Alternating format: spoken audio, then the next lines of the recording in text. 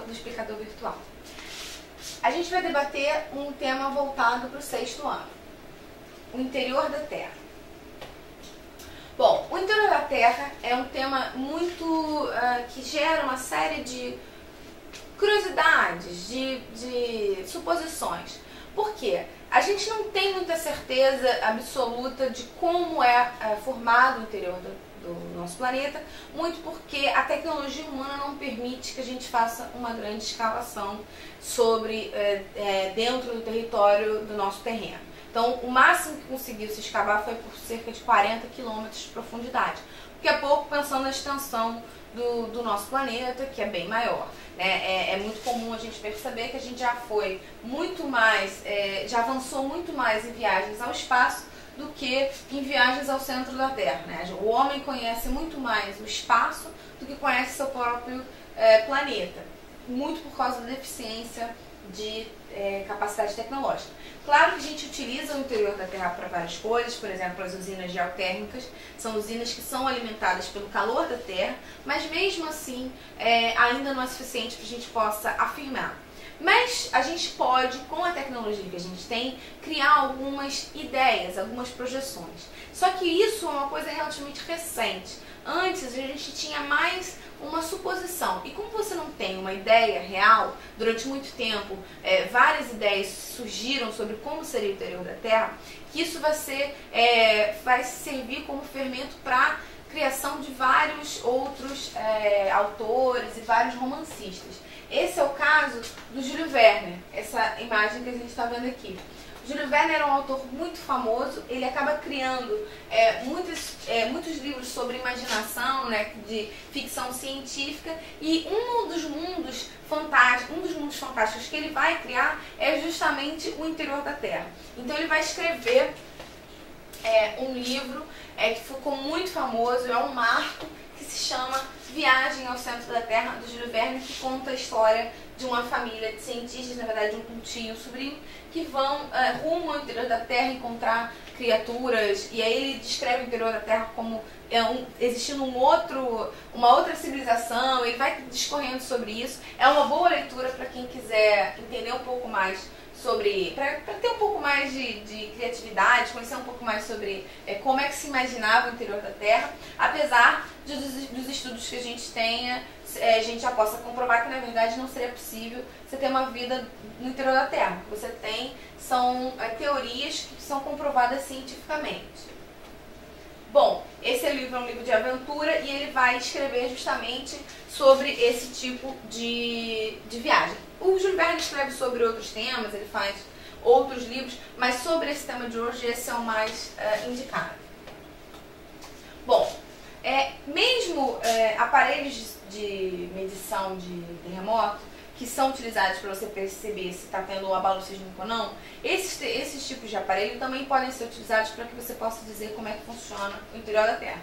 E através desses estudos, uma teoria foi criada sobre o funcionamento da Terra. E esse funcionamento se dividiria, a Terra se dividiria em algumas características.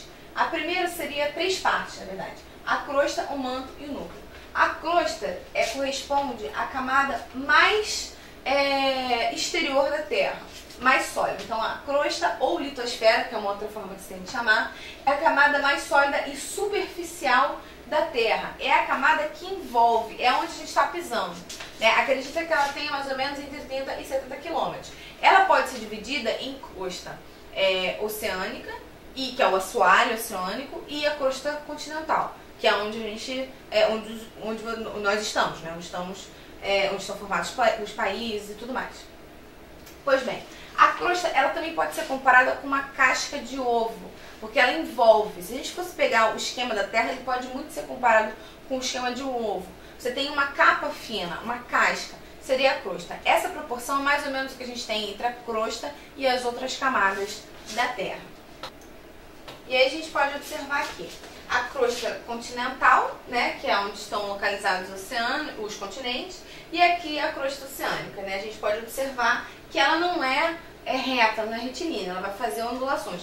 Principalmente uma coisa importante para se falar quanto maior for essa área aqui, né, quanto mais elevado for a feição do relevo, né, o tipo de relevo, maior vai ser a profundidade dessa crosta. Só para deixar bem claro, a crosta corresponde a essa textura aqui, esse branco, e o manto vai corresponder a essa parte aqui em laranja, tá? Essa é a primeira das camadas, a crosta, ou litosfera. Uma outra camada da Terra é o manto. O manto é a camada intermediária, tá? E ela vai apresentar, ela vai ficar entre a crosta e o núcleo. Ela tem uma profundidade bem maior, vai de 70 a 2.900 quilômetros, né, de profundidade, e ela vai apresentar em sua maioria uma textura mais elástica, mais viscosa. É a textura que a gente, inclusive, não é exatamente essa textura, mas é próxima à textura que a gente vê quando vê a lava do vulcão que está entrando em erupção. É uma textura mais viscosa. Isso é importante para que a gente entenda muito dos movimentos do relevo quando a gente for estudar a movimentação interna do relevo, né? Agentes internos do relevo. Isso vai acontecer, essa modificação do relevo por dentro da Terra acontece por movimentos que acontecem dentro do manto. Então, a diferença de temperatura é que vai provocar esses movimentos. Como o manto ele não é exatamente sólido, ele tem uma característica, né, mais viscosa, principalmente quando ele entra em contato com ar, verdade, mas mesmo quando ele está na Terra e tem essa característica, ele vai apresentar diferenças de temperatura. Até mesmo porque quanto mais próximo à superfície, menor a temperatura. Quanto mais próximo ao núcleo, maior a temperatura. Então ele vai aumentando a temperatura. Isso faz com que você tenha diferenças de temperatura. E essa diferença de temperatura gera um movimento. Aqui você está olhando o manto, aqui ele fica intermediariamente e eu tenho um movimento provocado por essa diferença de temperatura. Aqui eu tenho um núcleo e aqui a movimentação. Essa movimentação acontece da seguinte forma. Ele se aquece aqui embaixo, e aí isso é uma característica de todos os materiais. Todo material que tende a ser mais quente, ele tende a ser mais leve. E o material mais frio tende a ser mais pesado. Quando ele sobe, ele se resfria e desce. Um exemplo dessa mudança de temperatura, que vai gerar uma mudança de densidade, ou seja, uma mudança de temperatura gera uma mudança de peso, isso a gente pode observar no ar-condicionado. A maioria das casas vai colocar o ar-condicionado aonde? No teto de uma casa. Por que eles vão colocar isso? No teto não, próximo ao teto. Mas por que isso? Porque o ar frio, ele pesa mais. Então, ele vai ser jogado pelo ar-condicionado e ele vai pesar. Se você colocar o ar-condicionado próximo ao chão, ele vai simplesmente refrigerar apenas as camadas de ar próximo ao chão. Por isso você coloca o ar-condicionado em cima, para que ele refrigere o ambiente todo. Isso se dá em que a diferença de temperatura do ar faz com que eu tenha uma diferença de densidade. Então, o que acontece também no manto? Esse movimento é muito importante porque ele vai mexendo com a placa. Uma vez que o manto está sempre em constante movimento, eu tenho um movimento chamado movimento convectivo, que é gerado pelas correntes convectivas. Por causa desse movimento, a crosta também vai se movimentar. Guardem essa informação a gente vai utilizar nas próximas aulas, é uma informação importante. Eu tenho um movimento dentro do manto e esse movimento vai gerar uma movimentação também na crosta, tá certo? E por fim, a gente tem o núcleo. O núcleo é a camada mais interna, né, da Terra, e ele tem algumas características. A primeira coisa que é importante falar é que o núcleo ele tem uma diferença entre externo e interno. O núcleo externo é um núcleo líquido, tá? E o núcleo interno é um núcleo sólido. Vamos lá, a Terra ela é formada por um núcleo, o núcleo da Terra é por materiais mais densos, principalmente o níquel e o ferro. Uma coisa que a gente precisa resgatar de uma aula anterior. Lembra que eu falei que os continentes eles têm uma variação, né, quando a gente vai estudar os planetas, que os planetas mais próximos do Sol são principalmente formados por gases, e os planetas mais próximos, quer dizer, os planetas mais distantes do Sol são planetas mais formados por gases principalmente, são mais rarefeitos, e os planetas mais próximos do Sol são mais densos. Isso é em função da força da gravidade. A força da gravidade faz com que os materiais se juntem e formando uma força de gravitação na Terra, né, e no sistema solar. No caso da Terra, a gente também tem uma força de gravidade. E essa força de gravidade puxa para o núcleo. A gravidade e a tensão da gravidade que a gente tem é que prende a gente no chão. Se a gente não tivesse essa força de gravidade, a gente estaria flutuando. E essa força de gravidade nos atrai para o núcleo da Terra.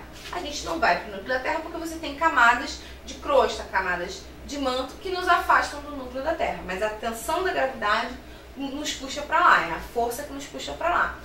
Então, quando eu tenho essa diferença de núcleo, duas coisas precisam ser consideradas. Primeiro, essa região é uma região de altas temperaturas. O centro da Terra tem altas temperaturas, o que seria natural que a gente tivesse um núcleo líquido, já que eu tenho altas temperaturas. O problema é que eu tenho uma força de pressão tão grande, uma densidade tão grande, que eu não tenho esse núcleo sólido. Então o núcleo interno é sólido e o núcleo externo é líquido, em função da diferença de pressão. Qual a importância do núcleo, além de ser o centro da Terra? O núcleo também é importante, e a variação dessas correntes no núcleo líquido são importantes para que a gente tenha o campo da gravitação da Terra, que guia os animais, que guia as marés, e é muito importante para a sobrevivência na vida da Terra. Bom, por agora a gente vai encerrar. A gente viu algumas características do interior da Terra, das camadas da Terra. Isso é muito importante para que a gente possa entender o movimento de formação de relevo, de formação de mudanças da Terra, alguns fenômenos importantes também dentro na superfície terrestre são pautados por essas características, e eu espero que tenha ficado claro. Tchau!